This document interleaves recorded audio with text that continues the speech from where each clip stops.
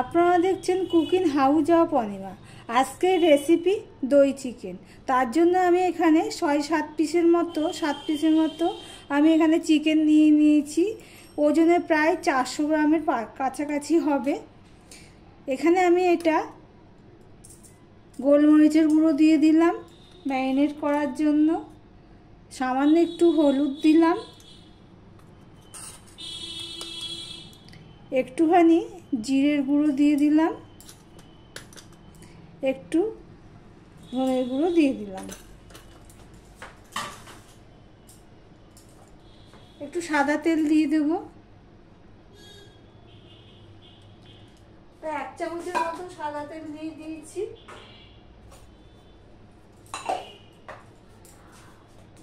আর দিয়ে দিলাম একটুখানি নুন, সামান্য একটু নুন দিয়ে দিলাম, একটু গরম মশলার গুঁড়ো দিয়ে দিলাম, আর এখানে 2 পিস লেবু কাটা রয়েছে, একটু লেবু রস দিয়ে দিলাম।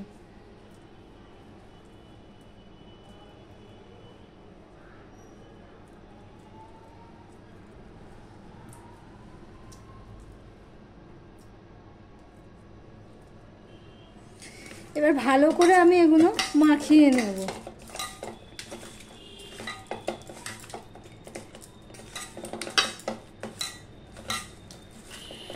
এক ঘন্টা রাখলে ভালো হয়, কিন্তু যদি সময় না থাকে 8 ঘন্টা মতনও ম্যারিনেট করে রেখে দিতে পারো।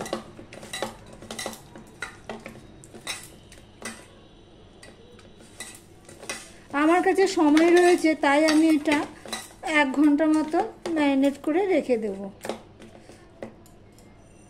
এদিকে এই আদার পেস্ট করা ছিল বলে আমি আদার পেস্ট নিয়েছি। তোমরা চাইলে টুকরো করে আদা নিয়ে একসাথে বেটে নিতে পারো। তা আমি এখানে 1 চামচের মতন পেস্ট আদা নিয়েছি, রসুন নিয়েছি 7-8 কোয়ার মতো, আর 5-6টা কাঁচা লঙ্কা নিয়েছি। এগুলো আমি একসাথে বেটে নেব। আমি 1 ঘন্টা পর চলে আসলাম। কড়াই গরম হয়ে গেলে আমি দিয়ে দিলাম সর্ষের তেল।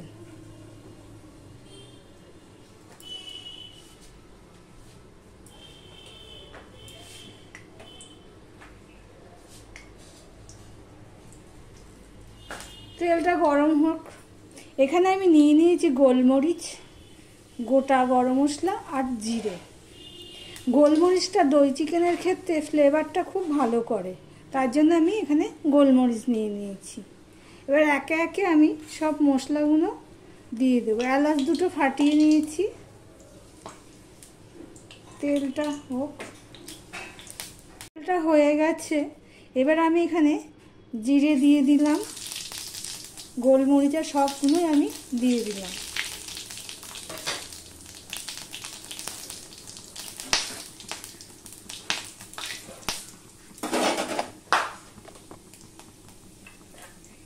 এখানে আমি 2টো মিডিয়াম সাইজ পেঁয়াজ কেটে রেখেছি, সেটা আমি দিয়ে দিলাম।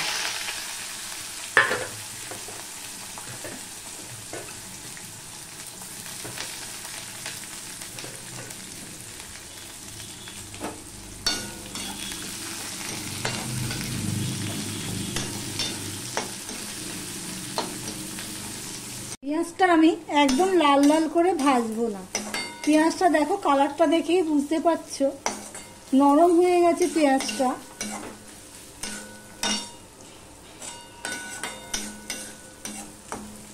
এবারে এই পর্যায়ে আমি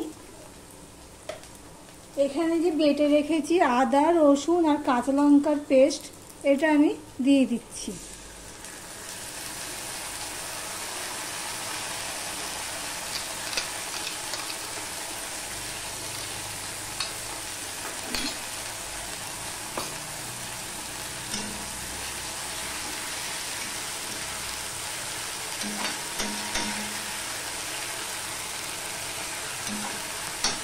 এদিকে আমি প্রায় 100 গ্রামের মতন টক দই নিয়েছি। এবার দইটাকে আমি ফেটিয়ে নেব ভালো করে। এই দইটা নর্মাল টেম্পারেচার যখন হবে তখনই দেব। আমি আগে থেকেই বের করে রেখে দিয়েছি।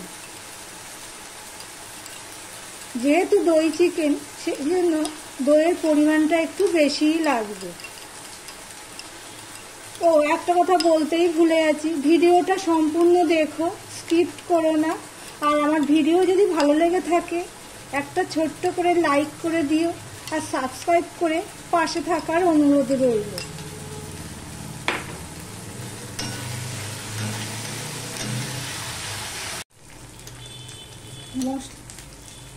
এবার এর মধ্যে আমি এই হাফ চামচের মতন ধনের গুঁড়ো দিয়ে দিলাম,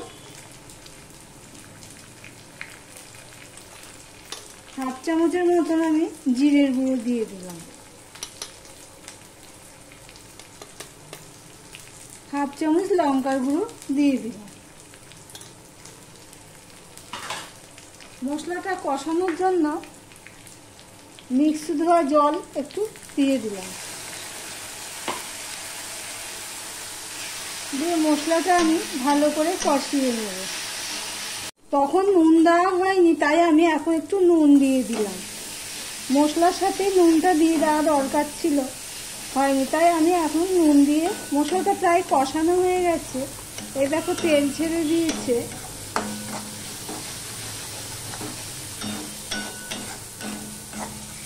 এবারে আমি এই ম্যারিনেট করা মাংসগুলো আমি দিয়ে দিচ্ছি।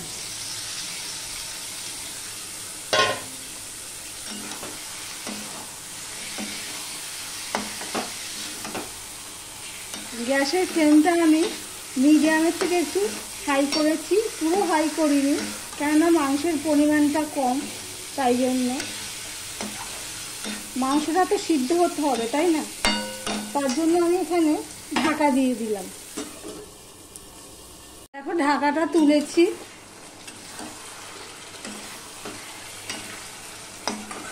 এটা আমি আরেকটু কষিয়ে নেব, কেননা মাংসটা সিদ্ধ হতে হবে। মশলাগুলো তো সব সিদ্ধ হয়ে গেছে, কষানো হয়ে গেছে। মশলাটা ভালো করে কষালে, যে কোনো রান্নাতেই মশলা যদি ভালো করে কষানো হয় তার টেস্টটাই অন্যরকম হয়। আর আমরা তো একটু কষিয়ে বসিয়ে খাই, সব কিছুতেই একটু কষিয়ে নিয়েই খাই। অনেকে মাংস থেকে তুলনায় আমার কষানোটা একটু বেশিই পড়ে, আমাকে অনেকেই বলে কথাটা।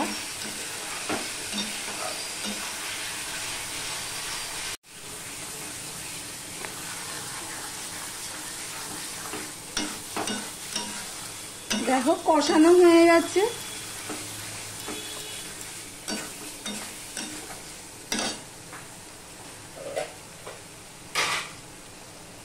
এবারে আমি অল্প একটু জল দিয়ে দিচ্ছি।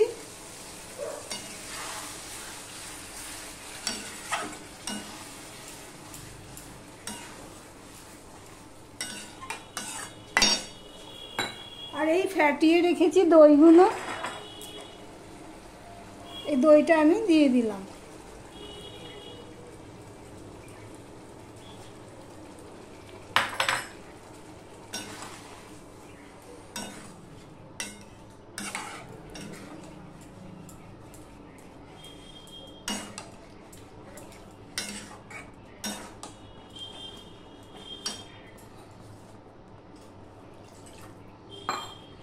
এই বাটি ধুয়ে একটু দইয়ের বাটি ধুয়ে একটু জল দিয়ে দিলাম।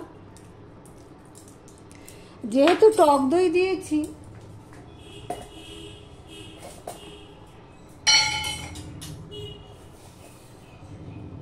আমি একটু চিনি দিয়ে দিলাম, এই 1 চামচের মতন চিনি দিয়ে দিলাম।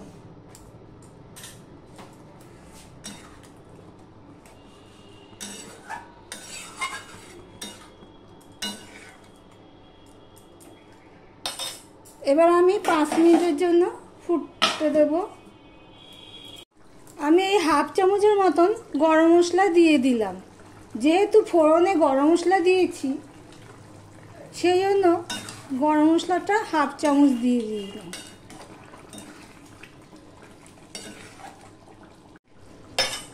রান্নাটা শেষ হলো। এবার ঢাকা দিয়ে আমি 5 মিনিটের জন্য রেখে দিলাম। 5 মিনিট ঢাকা দিয়ে রেখে দেওয়ার পরে আমি একটা বাটিতে তুলে নিচ্ছি।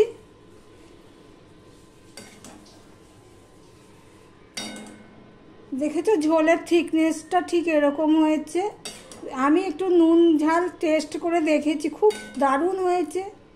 আবারও বলছি, কথা দিচ্ছি, তোমরা যদি এইভাবে একবার রান্না করে খেয়ে দেখতে পারো, দারুণ হয়। একভাবে চিকেনের ঝোল, আলু দিয়ে ঝোল এইভাবে না করে যদি একবার এইভাবে খেয়ে দেখতে পারো। ভিডিওটি আজকের মতো এখানেই শেষ করলাম।